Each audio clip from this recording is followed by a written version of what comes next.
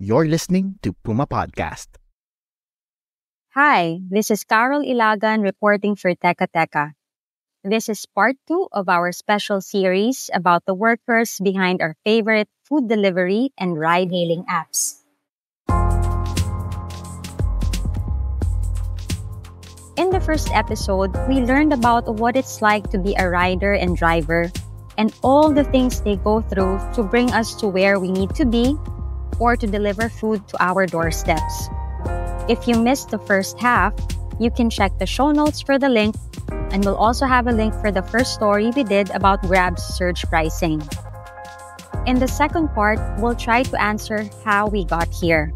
We will unpack the challenges of protecting riders, drivers, or the so-called gig workers when tech-driven services outpace existing rules and regulations. Tech innovation is supposed to bring benefits, but how can these benefits be evenly distributed? This podcast was produced in partnership with the Pulitzer Center's AI Accountability Network.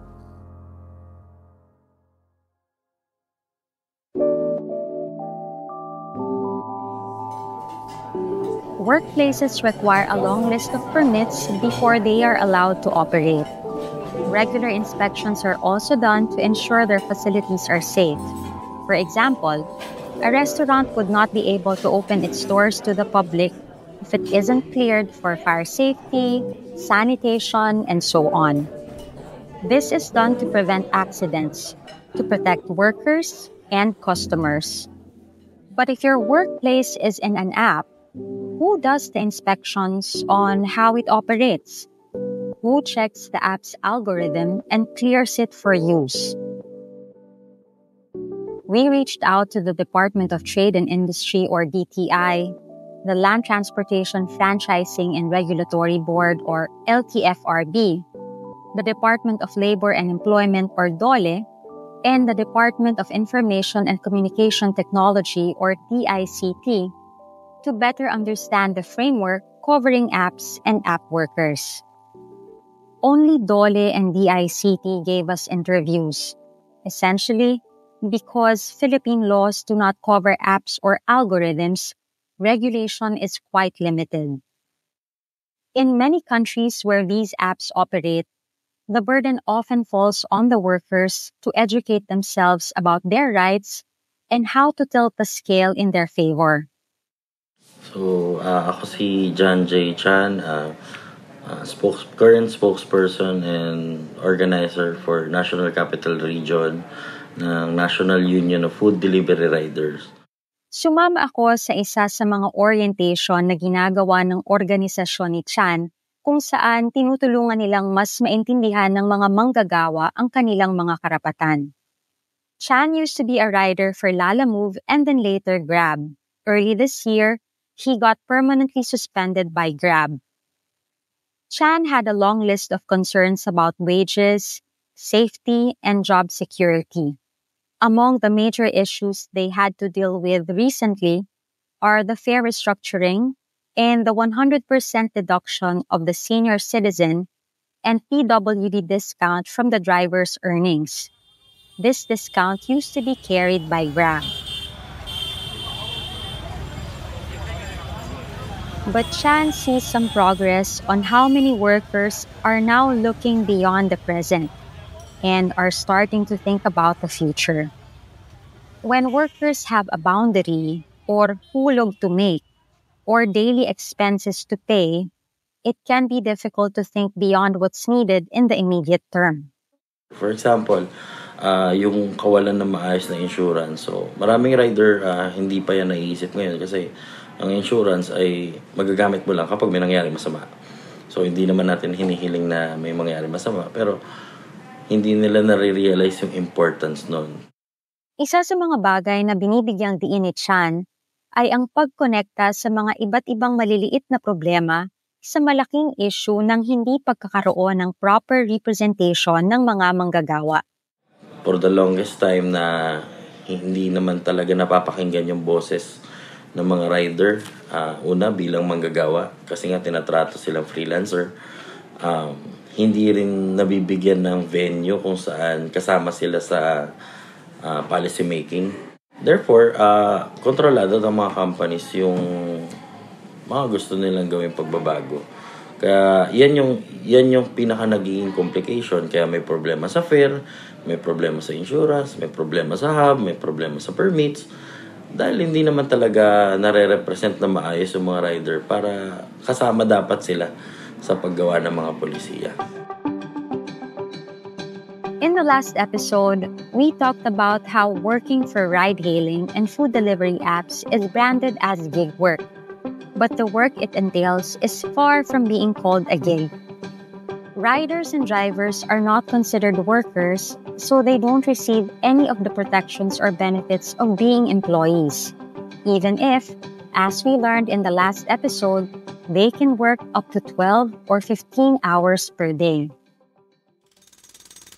In the Philippines, it boils down to the lack of employer-employee relationship, which is the bone of contention between platform workers and companies. We spoke with Director Alvin Corrada of DOLE to help us better understand the existing labor governance of platform work. Corrada, who heads the Bureau of Working Conditions, said that both the constitutional and legal frameworks provide for the protection of workers. But there are limits to this. Unlike regular workers who are legally entitled to mandatory benefits under the Labor Code and other labor regulations, riders and drivers are typically categorized as independent contractors. However, many gig workers have challenged the lack of recognition of employment status and have actually secured labor rights protection and benefits in various other countries. One of the most notable victories was the landmark UK Supreme Court ruling, which recognized Uber drivers there as workers of Uber. This granted them employment rights such as minimum wage and paid vacations. In the Philippines, delivery riders have also organized protests, especially during the first few years of the COVID-19 pandemic, when they played a huge role in delivering services to people confined in their homes. These protests prompted the DOLE in 2021 to issue Labor Advisory Number 14, titled Working Conditions of Delivery Riders in Food Delivery and Courier Activities. The advisory, however, did not say explicitly whether delivery riders or gig workers are employees or independent contractors. Ang sinasabi doon sa department order, if there's an employment relationship, meaning nandoon yung element established natin, sinusundan natin sa Supreme Court yung elements of employer-employer relationship, the labor code will apply. And all other benefits, entitlements ng workers, susunod sila sa labor code. According to the advisory, all delivery riders who are deemed employees are entitled to the minimum benefits as provided for in the labor code, including minimum wage, holiday pay, overtime pay, and many more. The advisory also provides that all delivery riders who are deemed employees shall also enjoy the right to security of tenure, self-organization, and collective bargaining. But considering itong unique na working arrangement sa platform, medyo hirap din ang determination kung sila ba empleyado o hindi. The labor advisory thus set out separate terms for delivery riders who are deemed independent contractors or freelancers. They shall be governed by their respective contract or agreement with the digital platform company, which stipulates for the following provisions, including but not limited to payment of fair and equitable compensation, which shall not be lower than the prevailing minimum wage rate, facilitation of registration and coverage under the SSS, PhilHealth, and Pag-ibig, compliance with applicable occupational safety and health standards, such as but not limited to the use of standard protective helmet and personal protective equipment or PPEs, and attendance to regular trainings and seminars on road and traffic rules and road safety to be arranged by the digital platform company in coordination with relevant government agencies. And arrangement with concerned local government unit or merchants or group of merchants in setting up designated waiting areas for delivery riders. Hence, sinasabi na sa department order, if walang employment relationship, yung platform owner or kung sino man yung mga workers na doon, they should be protected in a sense na dapat na employment contract sila and they should be covered by yung ating Social Security Agency in terms of coverage as well as payment ng kanilang contributions. That's the legal aspect of platform work or gig economy work for that matter. We told Dole about the workers being on the road for long hours and with some sleeping in their cars to be able to reach the incentives. Paano po ba ang approach dito, sir? And pwede po bang mag-intervene dito ang Dole or paano po ba yun, sir?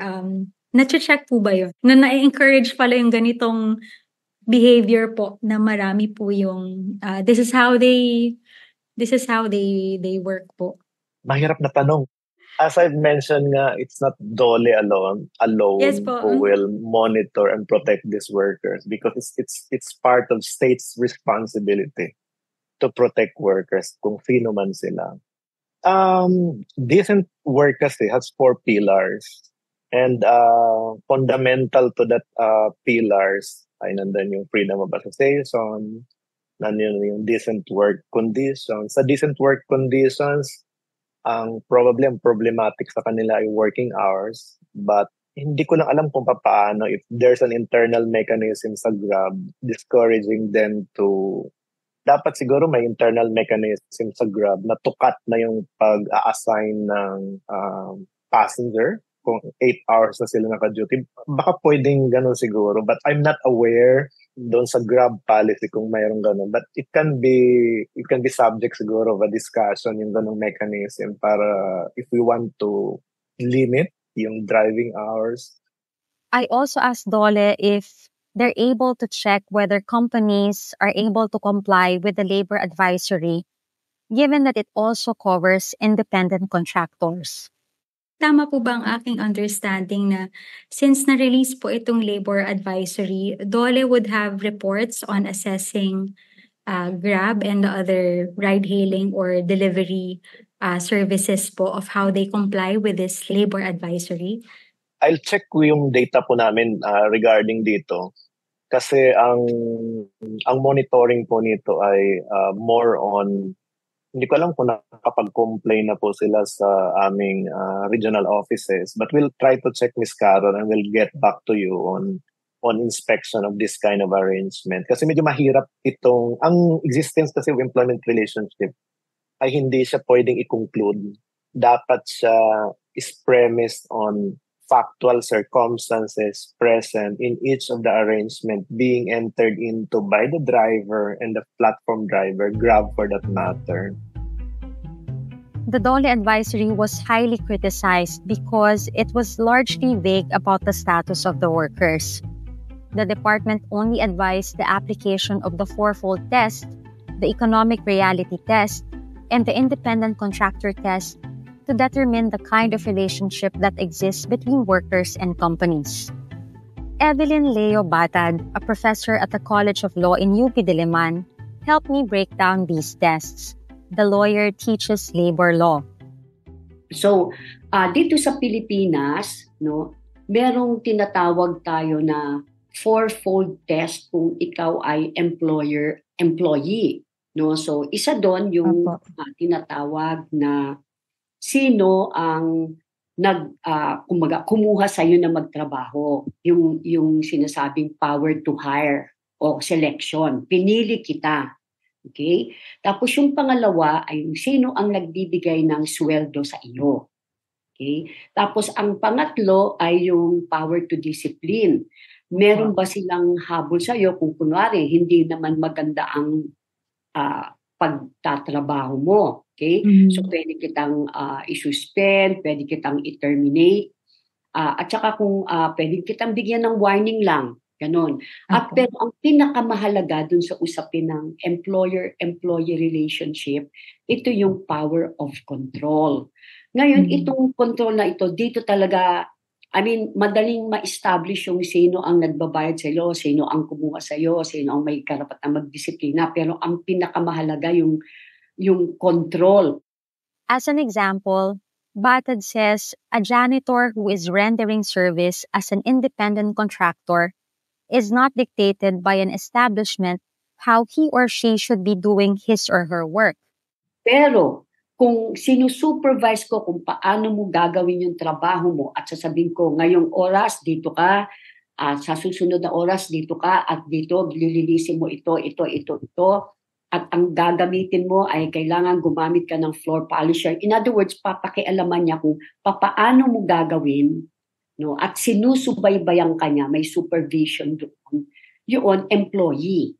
Pero kung ang habol niya lang yung result, yung end result, no, wala siyang control, hindi kanya papakialaman sa kung paano mo gagawin yung trabaho mo, diskarte mo yan, walang employer-employee relationship yun. Okay. So, pwede rin sasabihin nila doon na there is no employer-employee relationship.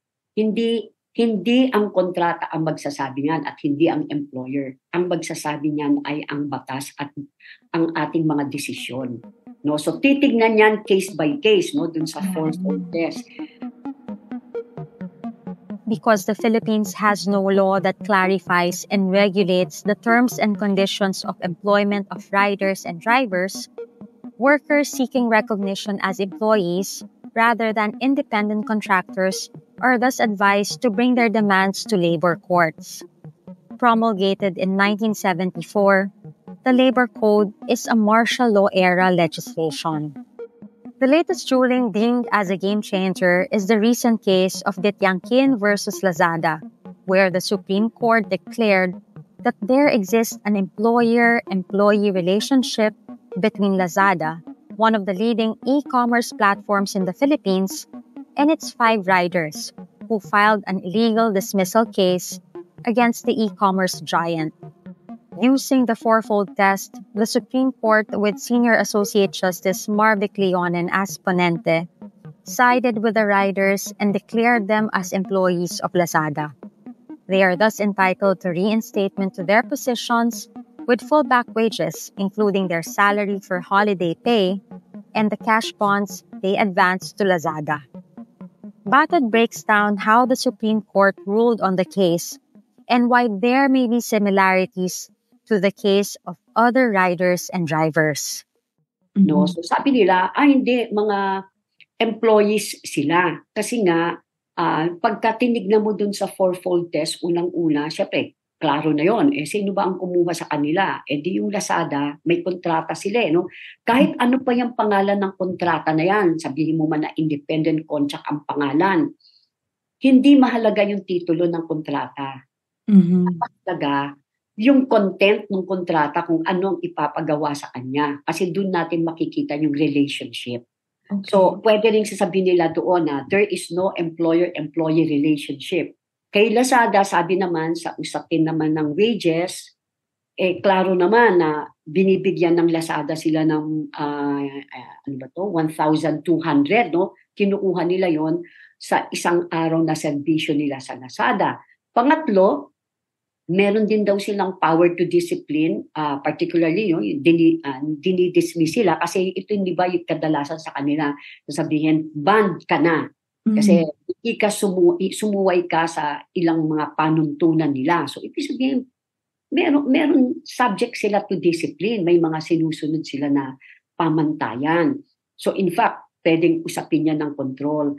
At yung panghuli ay yung sinasabi ng control over the means and methods. No? Paano ba nila ginagawa yung trabaho nila? So dito yung control kasi makikita mo, hindi ba yung ruta? Dito ka pupunta ngayon at susundan mo at hindi ba natatrack natin yan kung saan na sila? Yes. No? Tapos meron din silang parang incentive na para gumanda yung performance mo, meron silang binibigay na mga para mag-improve yung kanilang performance. So, yun. So ngayon, I think meron din isang kaso sa Panda kung hindi ako nagkakamali. Pero I think hindi pa umabot sa Supreme Court. So sa Pilipinas, very clear yung distinction ng regular, yung employee, no? So usapin ng control. At saka yung kung integral sa business mo, in fact, sasabihin nila regular employee ka kasi necessary or desirable yung klase ng trabaho mo para sa sinasabi nila app, di ba? App lang. Sabi nila, buyer-seller lang. Hindi pwedeng buyer-seller lang yan eh. No? Kasi bahagi ng serbisyo nyo yung i-deliver. At kung i-deliver nyo, kailangan nyo ng mga riders. Right. So, integral yon dun sa kanilang business ng itong mga Grab, pati na yung mga Uber. Meanwhile, the successful case of Foodpanda delivery workers in Davao may become a positive precedent in establishing employment relations for delivery riders and gig workers.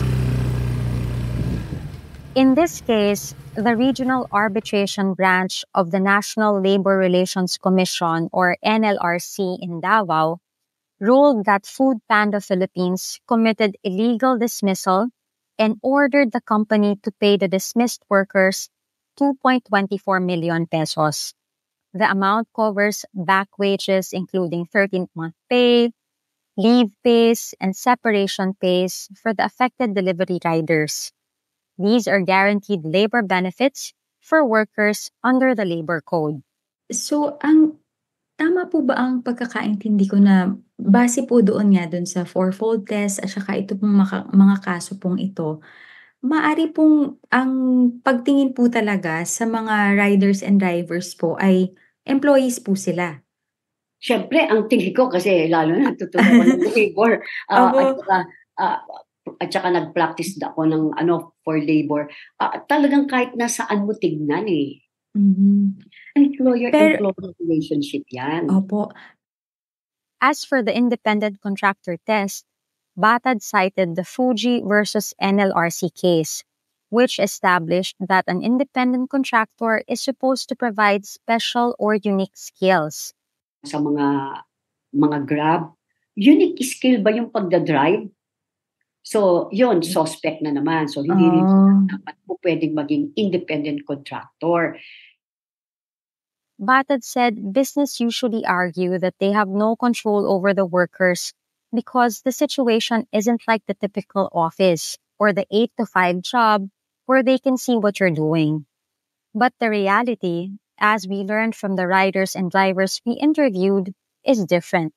No, so sabi nila, sila naman, malaya sila eh. So palagi yung sinasabi nila, you determine your hours of work, kailan ka magpapahinga, etc. etc. Pero hindi rin ganun eh. Kasi kung dependent ka sa trabaho na yan, ang mangyayari sa'yo is, syempre on the lookout ka palagi, di ba, kung saan may masasabi sa'yo, so pupunta ka pa rin, tapos kinokontrol niya yung dapat, baka siguro sa kanila may incentive nga rin at this time, minomonitor nila eh, kung ito, pabagal pa to o hindi. No, nakikita mo, di ba, pati sa Grab, pagkakukuha ka ng taxi, kita mo kung nasaan na siya. So, sa totoo lang, wala naman totoo silang flexibility as to their time. And mas klaro ito pagka single lang na app ang pinagtatrabahuan mo. Batad says the obvious next step is to pass a law that clarifies and regulates the terms and conditions of the employment of riders, drivers, and gig workers in general. For now, the lawyer encourages more test cases like the Foodpanda and Lazada cases. Director Alvin Corrada of DOLE also acknowledges the need for legislation and a review of the regulatory framework given our new work arrangement. And in most countries, katulad sa atin, hirap din ang mga authorities on saklawan sila because yung legal frame natin ay una siguro luma yung ating legal frame, hindi siya prospective, so that when our legal framework is we're trying to fit yung ating legal framework na na-formulate noon with a new work and employment arrangement, hirap din tayo. Corrada also brings up an idea that is beyond having an employer-employee relationship. he said there are sectors that don't want to be covered by the employer-employee relationship. So, ang isa pang tinitingnan ay ang legal framework kasi natin is premised on existence of employer-employee relationship. Pero ang nakikita ba talaga natin ay talagang ipasok sila within the context ng employer-employee relationship? O pwede naman na walang employer-employee relationship pero adequately protected sila sa ating mga social security programs, binibigyan sila, na-insure yung kanilang safety and health. It's a policy issue na baka kailangan talaga ng legislation. But sa akin, hirap talaga ang ating legal framework in accommodating this kind of arrangement. May mga sectors na wanted na masaklaw sila sa employer-employee relationship. And whenever masaklaw ka sa framework na yon, standards will govern you. And pag sinabing standards, lahat ng wage and wage-related benefits will converge towards the standards. So in effect, nawalan ka ng opportunity na kumita ng higher, nawala yung opportunity mo to also work for another employer, nawala yung discretion mo to work only in the afternoon to take care of the children in the morning probably. May mga trade-offs. Curada said DOLE has a proposal for ASEAN member states that looks at work and employment arrangements post-pandemic. To date, several bills are also filed in Congress to address the concerns of riders and drivers. Senate Bill number 1373, or the Protektadong Online Workers, Entrepreneurs, Riders at Raketera, or POWER Act of Senator Risa Hontiveros, for instance, seeks to mandate the state to craft standards for regulations in relation to the services that gig workers perform. John J. Chan of the National Union of Food Delivery Riders said that they have also come up with a Charter of Rights or Magna Carta for delivery riders that they aim to be included in the bills. Only Hontiveros' bill includes a provision on algorithmic transparency. The bill covers workers having the right to be informed about any decision or action taken or assisted by an algorithmic system. Indeed, when apps are gamified and they make executive decisions that impact working conditions, transparency is a minimum. Chan explains why this is important. Well, sa part ng mga rider kasi, let's accept na majority of the riders are hindi naman ganun ka-educated. Let's accept the reality. Marami sa mga riders, ito lang talaga yung trabaho nila. Na yung iba overage na, yung iba hindi nakapagtapos, yung iba nga hindi pa nakakaintindi ng English. So, yung transparency, sobrang vital niya. Kasi, nakadepende yung mga rider sa app eh. So, wala nga silang capability to question the app itself. Tapos kung mawalan pa ng transparency, talagang fully controlled na company yung magiging flow o working condition nila. In the first part of this series, we learned about the lives of riders and drivers and how they navigate their day-to-day using an app. We looked into the incentive schemes or gamification techniques embedded in these platforms that often subject workers to clock in more hours to get extra pay. More broadly, we find out that this type of gig work doesn't really resemble a gig at all in the Philippine context. In the second part, we shift to the big picture, the system that leaves many of these workers vulnerable. We talked about structural issues within platform work that put drivers and riders at risk. platform companies call, or should I say, market riders and drivers as heroes in advertisements. Indeed, they are. But I hope that with lawmakers and policymakers also involved, that actually translates to fair and just working conditions for all of them. For us customers, being part of the conversation is a start. If you find something odd about the app that makes ride-hailing or deliveries more difficult than it should for workers, consider reporting it to the company. As paying customers, we hold some power collectively. This is Carol Ilagan, the writer and producer of this episode for Teka Teka. Thank you for listening. This episode was edited by Pidoy Blanco and Anthony Tobias. Jill Caro is the executive producer. Carl Javier is the EIC of Teka Teka. This podcast was produced in partnership with the Pulitzer Center's AI Accountability Network. You've been listening to Puma Podcast. If you have friends who often order or book through apps, share this episode with them. And if you want to hear more about our stories on AI, algorithms, and how they impact our daily lives, you can check the show notes for links to these episodes. Maraming salamat po.